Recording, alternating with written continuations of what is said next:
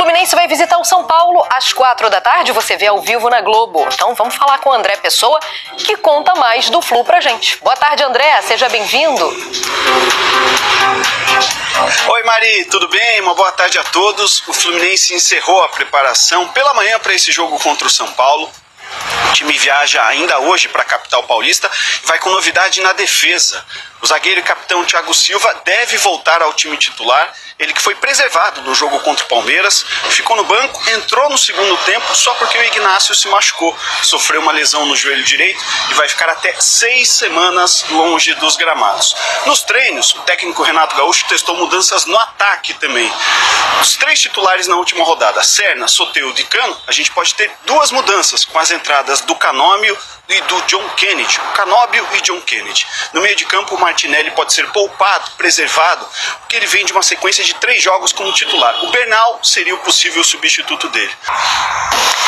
Amanhã tem Flamengo e Atlético Mineiro no Maracanã, às 8h30 você vê ao vivo no Sport TV. Ricardo Lai, o que você conta pra gente? Seja bem-vindo.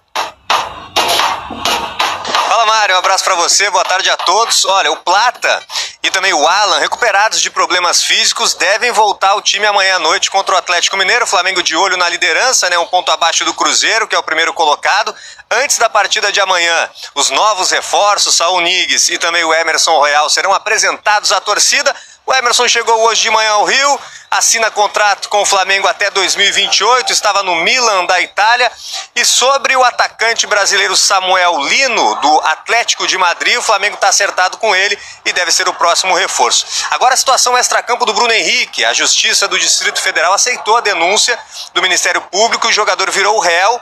Ele irá responder à fraude em competição esportiva. O juiz da 7ª Vara Criminal de Brasília, Fernando Barbagallo, entendeu que há elementos que indicam que Bruno Henrique deliberadamente recebeu, né, agiu para receber o 3º cartão amarelo contra o Santos no Campeonato Brasileiro de 2023, né, e isso teria beneficiado alguns apostadores, inclusive o irmão dele, o irmão do Bruno Henrique. Em defesa, né, a nota de defesa do Bruno Henrique diz que o jogador não faz parte de qualquer esquema de fraude e diz que será prontamente esclarecida a denúncia. É com você, Mari. Valeu, Lai. Jogador de 30 anos, né? Faz 31 em novembro, perdão. É um jogador experiente, claro que ele não está na sua...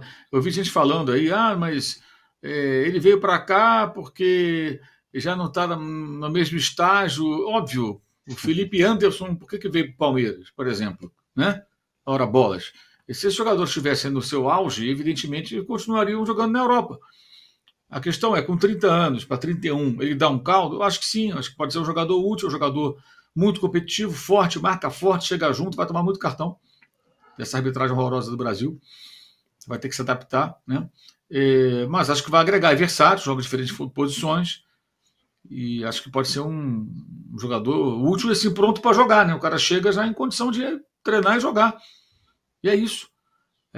Aí você tem que tentar equilibrar, né? Então vem um de 26, um de 25, um de 30, para você tentar não elevar demais a média de idade. Então faz sentido. E uma coisa que eu queria falar sobre essa questão do scout, que o André abordou, se ele tenta o Michael Johnston depois de trazer jogadores maiores, não tem problema nenhum. Mickey, né? Mas ele trouxe o Mickey, ele tentou trazer o Mickey antes de todo mundo. Aí complicou, entendeu? Que aí ele virou a contratação. O Mickey tinha que vir num pacote assim, com outros jogadores, como agora, chegou o Saul, amanhã chegou o Emerson Royal, está acertando com o Samuel Lino e tal, bababá, e chega lá, esse aqui é o cara que veio lá do West Bromwich Albion, é um ponta escocês, mas que joga pela seleção da Irlanda, um cara driblador, nós trouxemos aqui para tal, beleza, ninguém ia falar nada, tudo bem. Talvez alguém discutisse o valor, né, e tal, se foi caro, como é o caso do Carrascal, mas ele vinha sozinho, cara, ia ser o primeiro. E aí tem uma questão que é importante lembrar. Há 64 dias, o Boto estava dentro do campo do Maracanã ali, antes do Flamengo e Botafogo da Paraíba, foi entrevistado pela Flamengo TV e falou que estava tudo encaminhado, que não sei o quê, que a janela ia se abrir, né, tinha a janela do Mundial e a outra, que é a janela normal. Deu a entender assim, que abriu a janela e a gente vai começar a trazer jogador, porque já está tudo já mapeado, já estamos negociando, que você pode fazer isso. Você pode mapear, começar a negociar antes, quando abrir a janela, está tudo encaminhado, você sacramenta os negócios. Ele passou essa sensação e havia nessa gestão críticas à gestão anterior pela falta de agilidade nesse momento de cada temporada, contratando mais adiante. Aí, depois de 2 meses não aconteceu nada, né, quando o Mickey apareceu, já tinha um mês e pouco disso aí. Então, coitado, isso estourou em cima do rapaz. Talvez pudesse ser um jogador útil. Aí vem um argumento, não, mas ele só joga não sei quantos minutos e tudo. Gente, ele não ia ser titular do Flamengo. Talvez ele nem fosse escalado todos esses minutos, sabe? Você viu lá o BAP falando isso? Não, porque eu não posso contratar. Tudo bem, mas o De La Cruz, por exemplo, não vai jogar esses minutos todos, né? Enfim, tudo bem, foi contratado na outra gestão, mas o jogador não ia jogar isso tudo. Ele ia ser um reserva, cara. Talvez um jogo ou outro ele começasse. Então, os jogadores com esse perfil, para o Flamengo é complicado, cara. Pelo que o André falou, essa loucura de... E o pessoal fala, scout, Botafogo, scout. Era moda, né, scout. Alguns jogadores de scout não tinham nada. Jogador com passagem na Lazio, jogador que joga no Oriente Médio, já que custa caro. Agora, esses achados, assim, jogador raro, difícil de emplacar. O pessoal muito exigente, pega no pé antes de conhecer o cara. E o ideal seria se ele viesse num pacote. Ou com uma proteção, sabe, um contrapeso. Mas ele veio como contratação. E ainda veio com o nome de Mickey, já gerou piada de Pateta. Aí, coitado. A vaca foi pro brejo, o rapaz já estava com passagem comprada. O Flamengo enfrenta o Atlético Mineiro nesse domingo, né? Lembrando que o De La Cruz não estará à disposição. Ele já não estaria à disposição, mas ele foi liberado para poder viajar e passar o final de semana com a família lá no Uruguai, depois de tudo que aconteceu nos últimos dias com esse jogador. Porém, Felipe Luiz pode ter 2 reforços caseiros aí, Gonzalo Plata e Alan. No treino desse sábado, eu estou gravando esse vídeo aqui sexta-feira à noite, 9h03 da noite, tá? E então, no treino desse sábado, Felipe Luiz vai bater o martelo, mas a chance é grande desses 2 jogadores ficarem à disposição contra o Atlético Mineiro. O Alan, ótima notícia, jogador que vinha atuando bem. Gonzalo Plata, jogador extremamente importante, e ele tem boas recordações diante do Atlético Mineiro. Ele que marcou aquele golaço lá na casa do Atlético Mineiro na final da Copa do Brasil. A ver como é que vai ser essa situação, e a gente vai trazendo atualizações aqui no canal Vene Casagrande. Vocês lembram quais foram as contratações mais caras da história dos clubes cariocas? Vamos lá, eu vou trazer para vocês. Botafogo foi esse ano. O volante Danilo, 22 milhões de euros. O Flamengo, você já sabe, mesma quantia, 22 milhões de euros pelo atacante Samuel Lino. O Flamengo ainda não oficializou, pelo menos até a gravação desse vídeo, mas está tudo acertado entre todas as partes. Em breve o jogador vai chegar ao Rio de Janeiro para se apresentar ao Flamengo. Inclusive a mãe dele nas redes sociais, no Instagram, compartilhou no history do Instagram uma imagem do Samuel Lino já com a camisa do Flamengo. Mãe, você é ansiosa? Não, aí mostra a mãe do Samuel Lino, já estão brincando com isso. A do Fluminense, a contratação mais cara da história do clube, 6 milhões de euros por Canóbio esse ano. E a do Vasco foi em 1999, Edmundo, na ocasião, 15 milhões de dólares. Para vocês verem a diferença, a discrepância do nível de dinheiro que os clubes têm à disposição, né? Flamengo é referência, porque, enfim, o que o Flamengo fez financeiramente falando, sozinho, sem SAF, é um absurdo, é um case maravilhoso. O Botafogo se tornou SAF, então fica muito mais fácil o investimento. Inclusive, as leis do Brasil em relação a SAF facilitam demais que o John Texel e outros acionistas, donos de SAFs por aí, possam fazer investimentos altos da maneira que eles vêm fazendo. A legislação ajuda bastante. O Fluminense não goza de um prestígio financeiramente falando, né? 6 milhões de euros no Canóbio. E o Vasco, a gente sabe que vive uma fase terrível. Inclusive o Pedrinho, presidente do Vasco, numa entrevista coletiva quinta-feira, disse que encontrou até gato na luz do clube. Sim, assustador o que ele falou na entrevista coletiva, mas fica aí a curiosidade para vocês. Por falar nisso, galera, a gente criticou bastante aqui o José Boto pela demora nas contratações, por tentar trazer um jogador totalmente desconhecido, o Mickey Johnston, mas agora o trabalho dele precisa ser reconhecido e elogiado. Trouxe Jorginho, entre aspas, de graça, já para a Copa do Mundo de Clubes.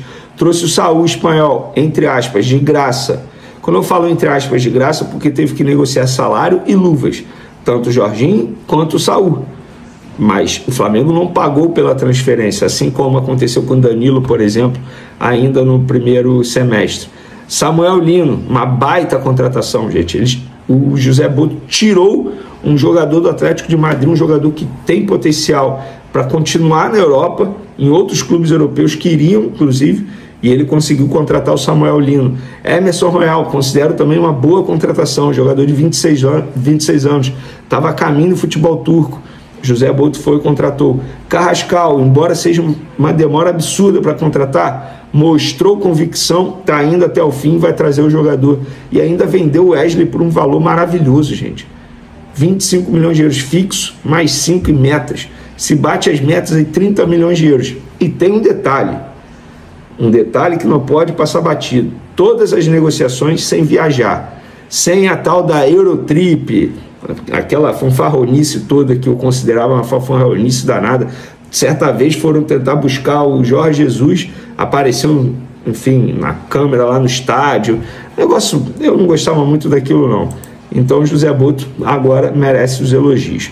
Pessoal, vamos falar do Paquetá agora, porque a imprensa inglesa está noticiando aí que o Paquetá não será condenado, enfim, vai passar ileso nessas acusações de manipulação que ele sofreu lá na Inglaterra. E eu estou vendo muito torcedor do Flamengo comemorando, entre aspas. É óbvio que tem que comemorar, sobretudo o lado humano, né? Porque se ficou comprovado que ele é inocente, pô, eu particularmente não ia ficar só comemorando se eu fosse o Lucas Paquetá, não.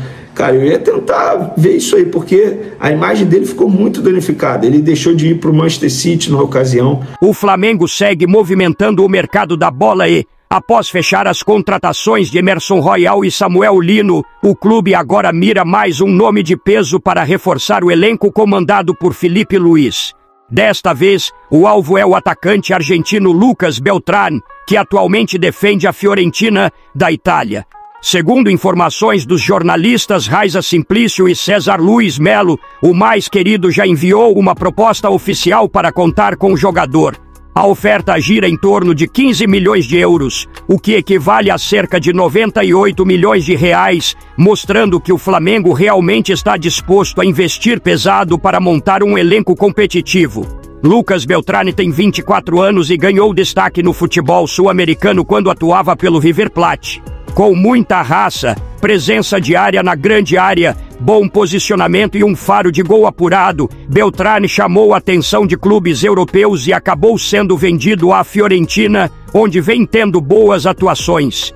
No entanto, o Flamengo enxerga nele uma excelente oportunidade de mercado e quer aproveitar o momento para trazer o atleta de volta ao futebol sul-americano, onde ele já está mais adaptado ao estilo de jogo. José Boto, diretor do Flamengo, intensificou as negociações e está diretamente à frente das conversas com o clube italiano.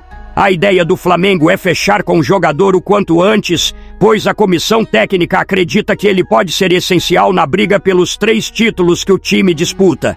O técnico Felipe Luiz também teria aprovado a chegada de Beltrán. Ele vê no argentino um atacante moderno que, além de finalizar bem, tem intensidade, mobilidade e entrega tática. Algo que se encaixa perfeitamente no estilo de jogo que ele quer implementar no time rubro-negro. O treinador já deixava claro para a diretoria que gostaria de mais opções para o setor ofensivo, principalmente considerando o alto número de jogos e a exigência física das competições. Agora eu quero saber a opinião de vocês. Samuel Lino, Emerson Royal e Beltrán serão bons reforços? Sim ou não? Deixe sua opinião no comentário. Não esqueça de curtir o vídeo e inscreva-se no canal para não perder nada do Flamengo. Até a próxima e saudações rubro-negras.